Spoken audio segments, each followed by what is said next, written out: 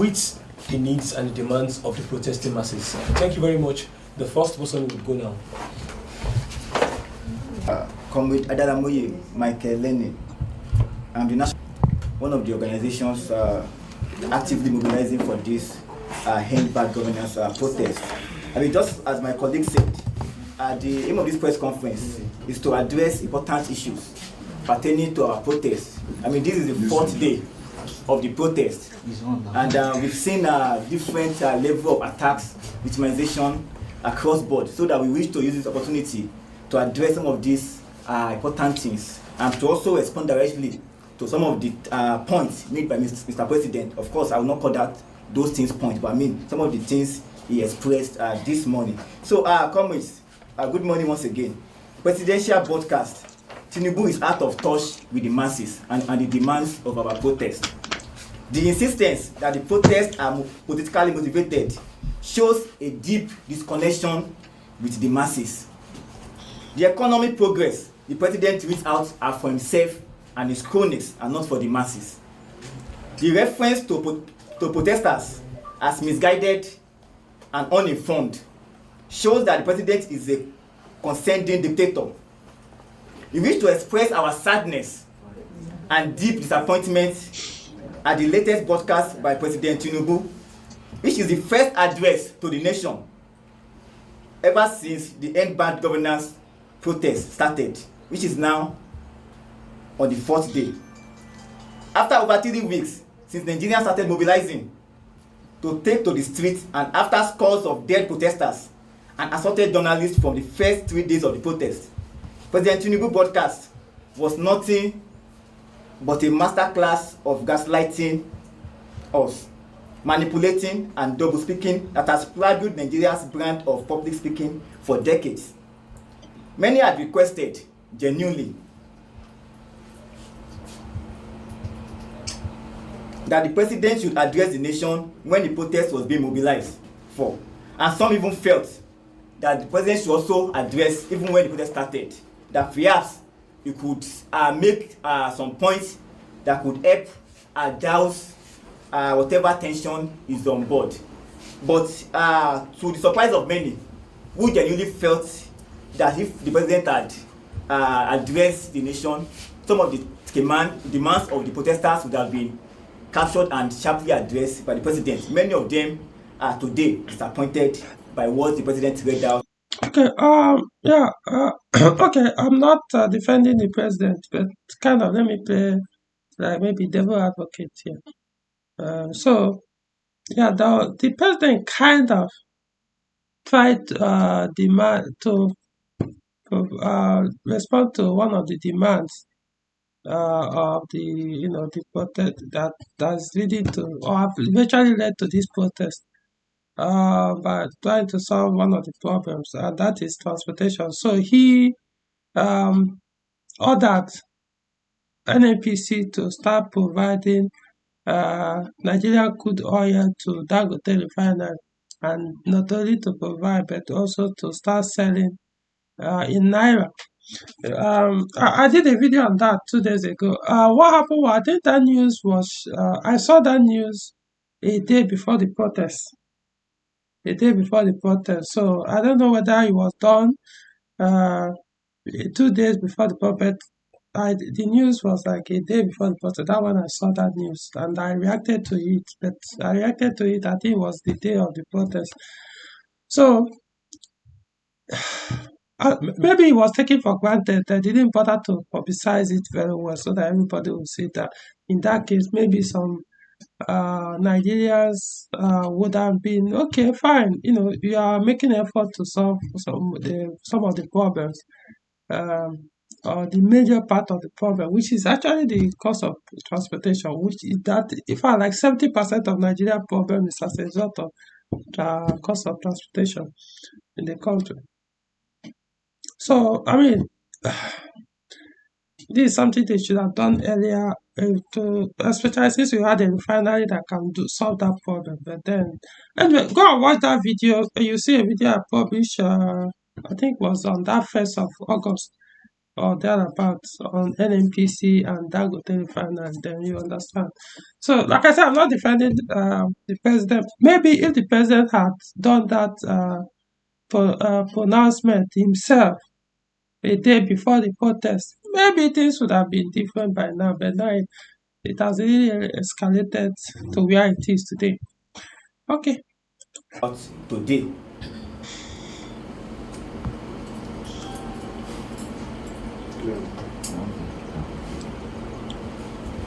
The president only justified state of violence on protesters because we all read out when the president tried to make it appear like what happened in the last 3 days, the level of death, injury, and attack on our fundamental rights is nothing but an unfortunate incident that could have been prevented. Of course, maybe too late could have been prevented only if the president himself had immediately met with demands of the protesters even before we commenced the protest. But what we witnessed was that the president himself, and not just him, even in colonies, turned deaf ears to our demands.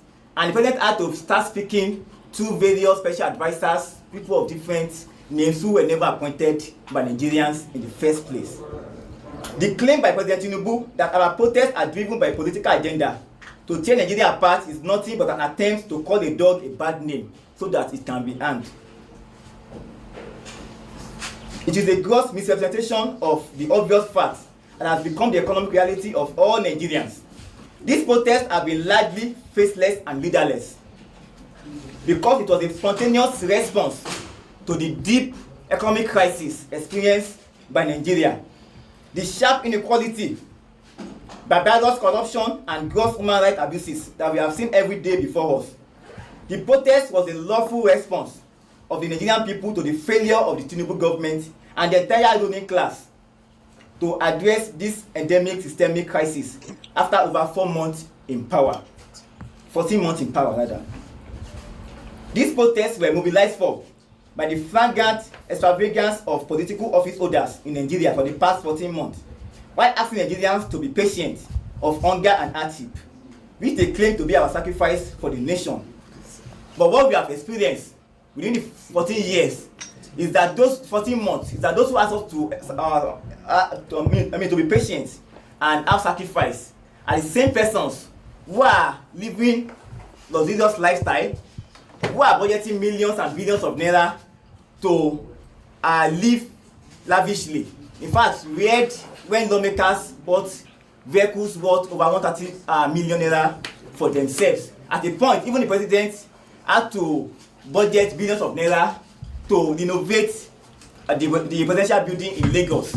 And from the record, the former president, who spent 4 years in office, only used that residence just twice in those 8 years. Yet the president felt the hardship faced by Nigerians were not needed. That what should be the priority of the government was to go and lavish billions of naira to renovate buildings. We think clearly that this itself is not sacrifice. That instead, Nigerians, the promises, are the ones being sacrificed by the Tinubu government. And it is on that basis that Nigerians themselves felt the need that enough is enough, that they cannot continue to live under this kind of hardship, especially when you consider the abundant resources we have in Nigeria to transform our lives, which was what mobilized for that protest. Because in the recent period, we've had many calls, especially from government supporters, that the protest they need to know the sponsors or people who are mobilized for it. But we've made it clear at different points that the Tinubu government himself and the policies they've implemented over the years are the reasons why Nigerians took to the street. Therefore, they are the ones who have mobilized us for this protest. So, comrades, we'll move to the next speaker to shed more light on these points we'll make. Of protesters. I don't know. I'll still make my comment. Let me keep listening. They have also done that by arresting journalists and demanding a media blackout on the protest, and by sponsoring thugs and looters to discredit our protest. It is therefore infuriating to hear that the same president claimed that he understands our frustration and sufferings. Our major blatant contradiction in this presidential broadcast is the part where he said our democracy progresses when the constitutional right of every Nigerian citizens are respected, and protected. The actions of Tinubu's administration have been direct opposite of his statement, because they have been arresting journalists and protesters even before the mobilization for this recent protest started. These actions that are outrightly contradicting and undermining the constitutional rights he claimed to uphold. His administration has blatantly disregarded International Human Rights Convention, yet he said in the broadcast that the security operatives should continue to maintain peace, law and order, following the necessary conventions of the human rights, to which Nigeria is a signatory. If this is not of this establishment, because as long as you keep having poor people around you, then even you are not safe. An average hungry man is a potential criminal. The president keep making policies that only enriches the rich more, keep adding advantage to the rich and disadvantages to the poor. The boys who are seen on screen looting today, they have no other hope other than what is left on the left for them to do. We are just a little bit exposed and privileged. That is why we are also not part of them. And that's the only language they can communicate their own protest for the government to see. But I think the best thing for the government to do is to actually make an alternative plan for people who are hopeless, that are wandering on the streets. And when there is now alternatives for them and they are not going about that alternatives, that is when you now call them criminals.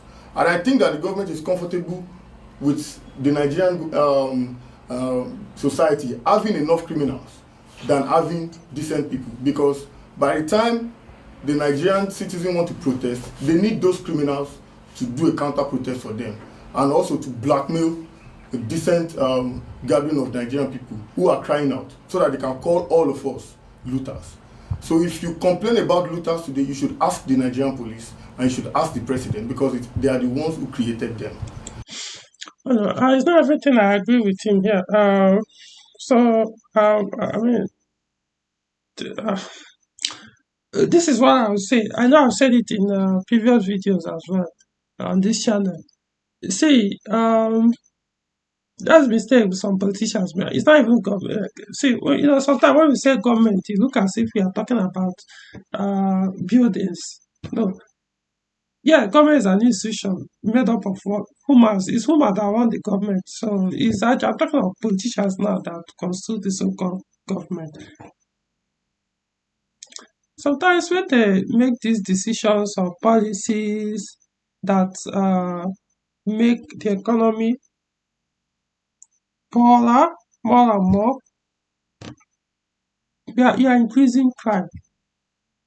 That's what I don't understand. Like I said in one of the videos, that if you fix the transportation cost issue, crime would reduce. It's not going to be eliminated. I mean, no, it's not. There's no way you can eliminate a crime in a community or society. It's always be there, going to drop drastically. So, how safe will you be when you are the only rich person in that neighborhood? The more the more things toughen up, the higher the criminals increase in that community. Some might want to leave that place to other place for them to, become a greener pasture. So to survive, the ones who probably just couldn't even have enough money to even leave that environment will resort to this kind of thing. So you're not even safe. So if you want to be safe, even though I know some people are benefiting from this hardship, the current hardship everybody is going to, or majority of Nigerians are going to. Still, some people are benefiting from it. Mostly politicians do. So you are not really that safe, because majority, most people are becoming more criminal. You are getting more criminals more than more as things are getting worse. So you are a target. You are a target. So it's better you make things easier for. Not everybody will be rich, but most people, once they are comfortable, they are okay. So But it's not like I agree with that. Oh, people should go and loot during the protests. That they are not so. They shouldn't be held accountable for that. No, I don't support that. Don't support that because what it comes to is most of these things are private property. These are people's sweat and everything, their businesses, and you are looting, you are destroying them. No, I will not. Even if it's government property anyway, it still virtually still be your money they will use to go out replace or rebuild those things destroyed. So I don't know. Thank you. This press conference is necessary because for the past 3 days since we started this protest, we have been driven off the streets, even including the lawful place, the so-called lawful place, the so-called legal place where the FCTA Wike leadership got an injunction to say we should stick to the stadium and protest only at the stadium. We have been driven from there with tear gas for the past 2 days now. And so it is the essence of, that's the essence of us calling this press conference. First, we must be very clear that the press conference is demonstrating the fact that we have a president that is out of touch with the needs of the Nigerian masses. To further confirm that President Tinubu's disconnection from the masses borders on psychopathy, the president started reeling out economic figures in the typical neoliberal attitude that prioritizes some abstract economic growth over the immediate welfare needs of the people. This is the typical attitude of Nigerian leaders in the past. Yeah, I'm going to agree with him on that. I didn't watch the speech, the president's speech yesterday, which was 4th August 2024. But I think it was later in the day I saw the points, stated out from that speech. So I read some of those points. I wasn't impressed. I mean, someone that his house is burning on fire, all I could say there were just political statements. None of them actually captured a solution to the current problem. So I was like, man, how serious is this people are? It's not just the president, the people around him that advise him to what to say. Because most likely he didn't prepare that speech. Someone did, he read it and was okay with it. Or maybe he suggested this is what you put, and they now put those words. And man, there's nothing there. Like I said, just making some political statements as usual. They've been doing for many years. So, and there was one of the points that I think I saw, he said that this was politically engineered, this protest, that it was not truly the intention of Nigeria. I'm paraphrasing, I'm not using the exact words. The intention of Nigerians to protest, but some one or two politicians, is it senator or something? I don't know. Say okay. I'm not sure where I had that word politician, whether it was from the president or other people saying that there are people or persons that engineer this that are going to be dealt with. That's why I believe with these organizers speaking here on this press conference that truly it appears that president truly doesn't even know the what these people are suffering. See, are you saying somebody came out and said, "Hey, let's do protest," and the other? Yes, most likely protests will just come up and say one person probably must have voiced it and others agree. Yeah, is that one? I'm not debating that. Yes, but to say, oh, we are paid to come and do this and do that and do this.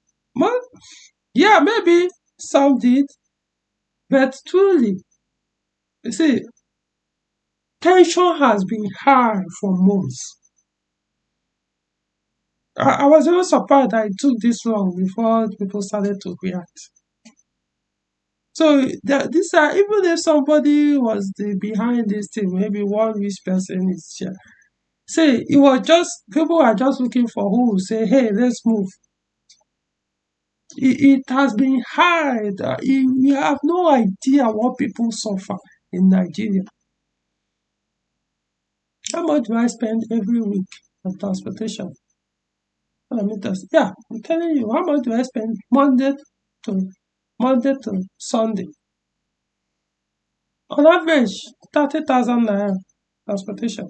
30,000 naira within Abuja city. I don't even live outside, like satellite town, within Abuja city, both my work, everything. 30,000 naira. How much do I earn monthly? I mean, maximum I used to spend before this dispensation, talking about when Buhari was in power. I'm telling you, I'm not lying. I'm just telling you. I'm not. I've never voted, so don't say, "Hey, you supported Buhari." No, I'm not voting for Buhari. I've never voted in my life. But I know before this Tinubu became president, a day before he became president, the moment, in fact, I bought fuel. You know that day they did the handover to current president Tinubu. Before he made that speech, he made what's it called? When he was handed over, he now made a speech, where he now said he was going to remove subsidy. I bought fuel that day, maybe 30 minutes or 1 hour before that speech, at normal price. My point is, before that very day, from Monday to Sunday, I've never spent more than 4,000 naira every week. Monday to Sunday, average. The only time I will spend is if I'm going out of town. That it has nothing to do with my normal weekly activities. Monday to Sunday, never spend more than 4,000 naira on transportation. So imagine how the shift, 4,000 naira. Then all of a sudden, boom, 30,000 naira. Now I want you to understand that it's not like there was any increase in the earnings when that happened. Same monthly earning. So transportation only 30, then every other thing that is now affected, because that's the major determinant of prices of commodities in a country. Transportation, cost of transportation.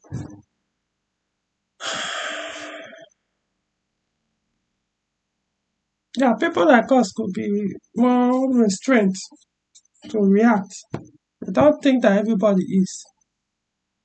So when Tinubu was saying, when I read that thing up, I didn't hear him say it to his mouth. I just saw what he wrote and say he said this. Maybe he didn't, but they say, if truly he said it, that this were some persons or person engineer this thing, or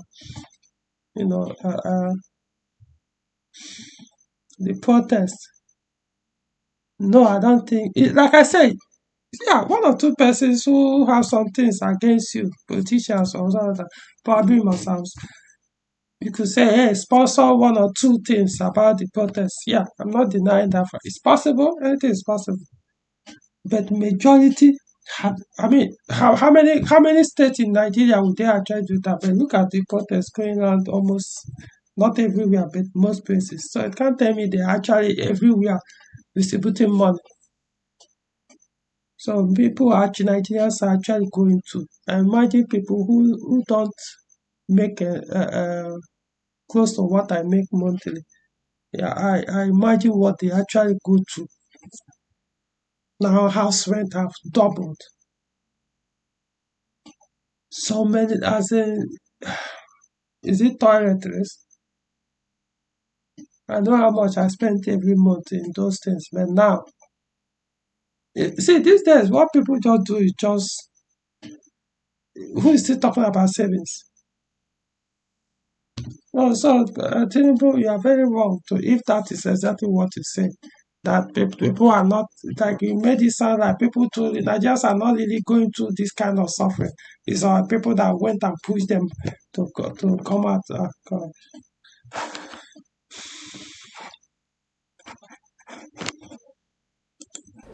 which our generation is rejecting. That you will not reel out economic figures to us while not connecting it to our present immediate needs. The broadcast further confirms how much the president is incapable of meeting the Nigerian masses at the point of their needs, but very capable of making policies that will benefit the private investors of his elite clique at the expense of the public. The excess talk about the economic growth and infrastructure development conveniently ignored the fact that these benefits have not trickled down to the masses for 14 months now. This is why we are protesting. We are protesting because we want these economic opportunities and resources to be distributed much more fairly and equally to many Nigerians and not just a few elite Nigerians. We are protesting because we want our own subsidies like fuel subsidy, electricity subsidy, education subsidy, telecom subsidy, etc. Especially in the light of the fact that Nigerian politicians have been doling out subsidies to their rich cronies in form of privatization, deregulation, deals and contracts. When President Tinubu said we have come this far in terms of economic progress in his speech, he was only speaking about the progress that is largely exclusive to his small elite gang. The progress has left the majority of Nigerians behind. The president's call for dialogue rings hollow as much as his acclaimed commitment to democratic governance, given the fact that he has not only ignored the demands of those he claims to want to dialogue with consistently, but he has also suppressed and disregarded the human rights of those he claims to want to dialogue with. And we have to be clear about that. The president of Nigeria has said in the speech that we should stop protesting and embrace dialogue, as if protest itself is not a form of dialogue. And one thing we must be clear about is that the assault on Nigerians, it has become very, very usual, very common that we disregard it. We don't see it as a big deal. For the past 4 days now, except today, I have had to face tear gas despite being an asthmatic. And it was just this morning that I could afford the money to buy an inhaler. And that's because in Nigeria today, to buy an inhaler will cost you 8,250. That's the cheapest inhaler in the market. And that's why we are protesting. We are protesting because the first aid for a common sickness is 8,250 naira. In a country where the last minimum wage is 30,000 naira and they are here to start paying the 7,000 naira minimum wage. Comrades, that were injured, attacked, and 21 Nigerians that were killed on the first day of this protest. They are not just numbers. They are human beings like us who have died because they joined the struggle to make their country a better place. They are voiced out to make their country a better place. Our president in that speech spoke over the head of all of that. And we need to be enraged about that. His administration has arrested, maimed, and killed the hungry Nigerians who are the backbone and the soul of this protest. Yet he claims to want to dialogue with protesters. Is the president a necromancer, open to dialogue with ghosts? How can an administration who is directly responsible for almost all of the violence and destruction that has plagued this protest lecture us on how we must not let violence and destruction tear our nation apart? The president has tried to make us look like we are the violent ones. But every day since we've been organizing, the violence has been incited by the Nigerian police, the DSS, the soldiers, and the civil defense. And we are saying that as Nigerians, we should not have to beg, we should not have to explain ourselves before we express our right to protest. The president's broadcast is dismissive and condescending to the people he claims to serve. The implicit claims that we are misguided and uninformed shows that he is unaware of our role as citizens, which is to inform and guide him on the issues that matters to us. The issue we met on ground in Nigeria. I just want to respond to the one you said, violence. Honestly, even when they are talking about doing this protest, my concern was it doesn't matter how peaceful the organizers will want it to be. There will always be an element of violence in this kind of protest, and that's a bit my concern.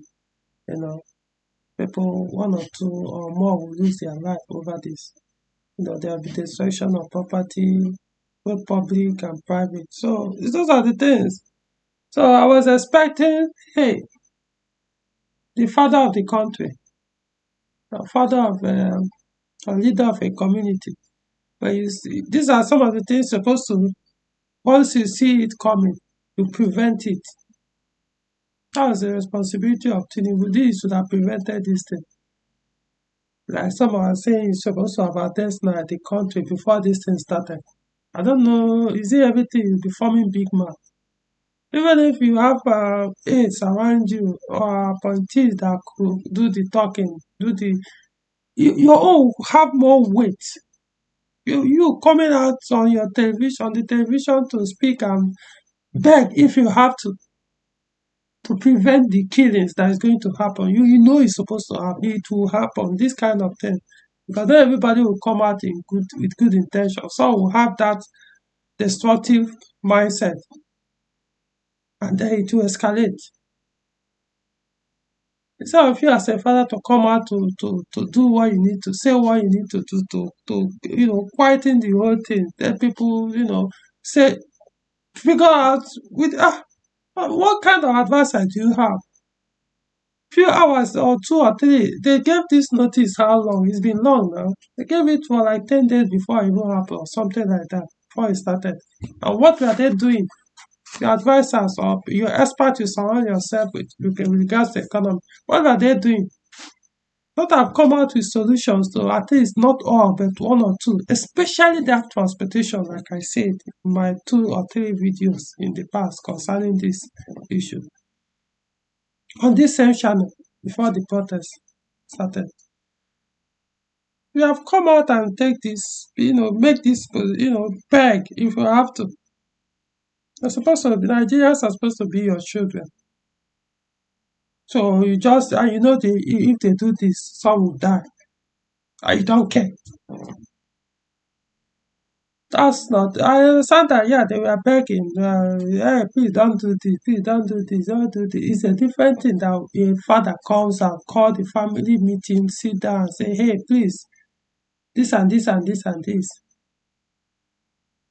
But this one, you are waiting to see how destructive it will be before you now make your speech. I don't know. Has been that we have had a country where we praise our leaders as if they are not our servants. We believe it is the role of the citizens, the responsibility of the citizens to guide and inform the leaders. And so, the implicit attempt of President Tinubu to make us look like we are misguided, we are uninformed, we are sponsored, and that's why we are protesting, shows again that our president is out of touch. He should be listening. Even if president, maybe they will have a security operative or intelligence operative that maybe have gathered some intelligence that actually, so there are some Nigerians or foreign bodies or entities that sponsor this thing before I even started. You can win over it by, making that attempt to solve the problem before I even started. You don't just say, oh, if I come out to make the speech now, it means they are now dictating dictating my governorship or rulership. You shouldn't have let it happen. I mean, it doesn't matter what they are doing. At the end of the day, it's still your responsibility as the head of the country. Just stay there. I mean, transportation problem is the simplest problem to solve in Nigeria. I don't care what anybody wants to say. If you like, go and plot graph, this one up and down. Keep telling me demand and supply and all this crap. And subsidy this, subsidy that, refinery this. The easiest and fastest and the cheapest, actually, easiest, fastest and the cheapest problem to solve, which is like 70% of Nigerian problem. Solve this problem, you will be surprised. The economy will grow by itself.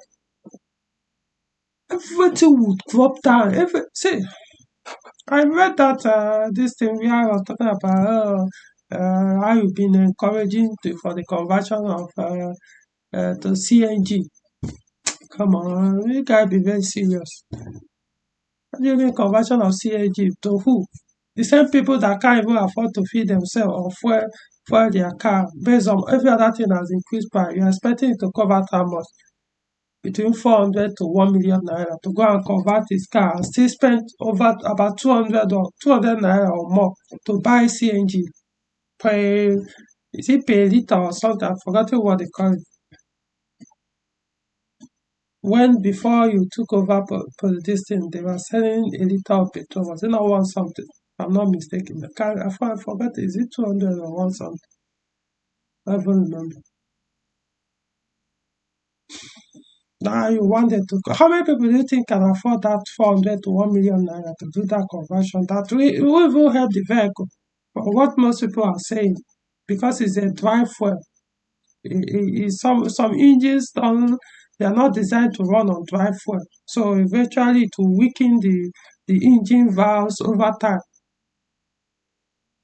How much do they sell engine in Nigeria? And imagine right now, maybe less than 5% of Nigerians have done that conversion. Imagine when more than 50 or 70% of Nigeria convert from petrol to CNG. Do you still think the price of let's just call it 1 liter of CNG, you still say it will remain 200? Of course, it will go up. So, like I said in one of my videos, CNG before now used to be a waste. This is something Nigeria had no need for. So they were because they just have to discard it, so they were burning it. They were burning it as in something. It was a waste. Now there's a need for it, and you're selling it 200 naira. Why should it cost more than 20 naira or maximum 50 naira? Something that is is a waste product. So meaning that once the demand increase, it's going to go up. Because it will get a point, it might not the supply might not be enough.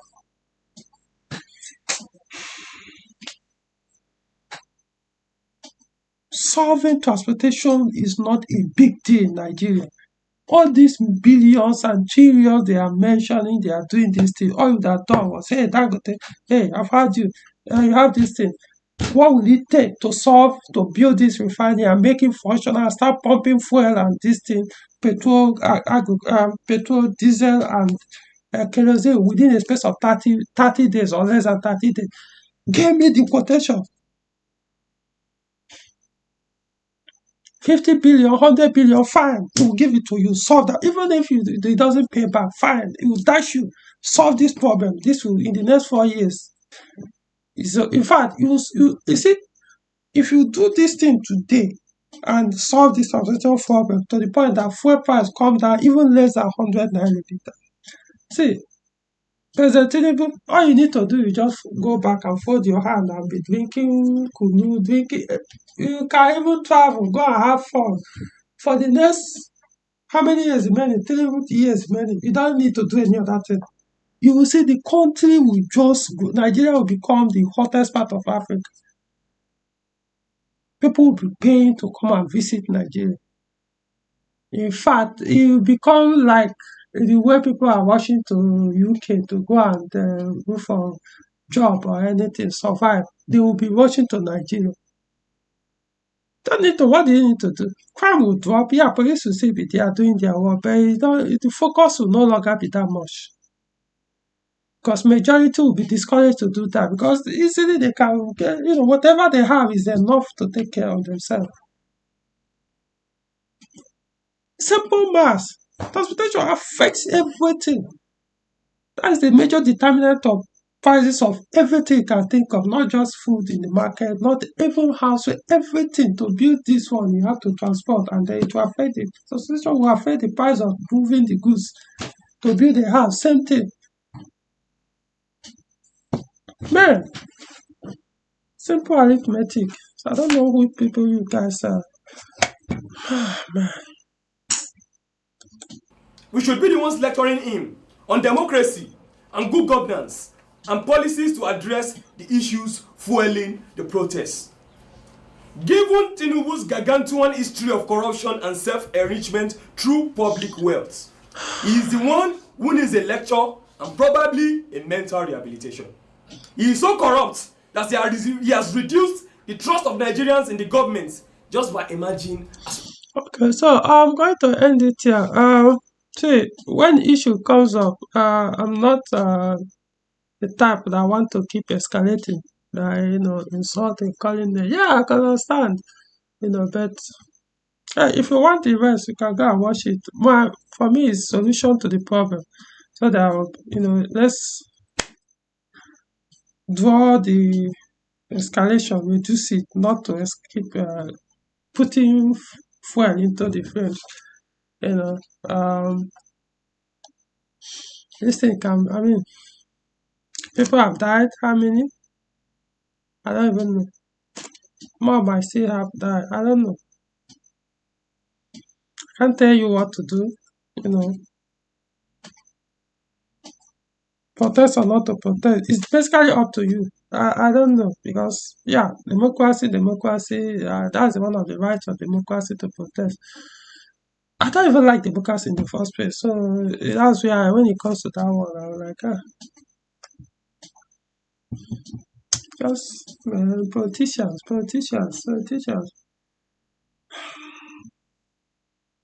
No less you don't even learn. Don't learn. One led to first military takeover in 1960. What? The same thing happening now.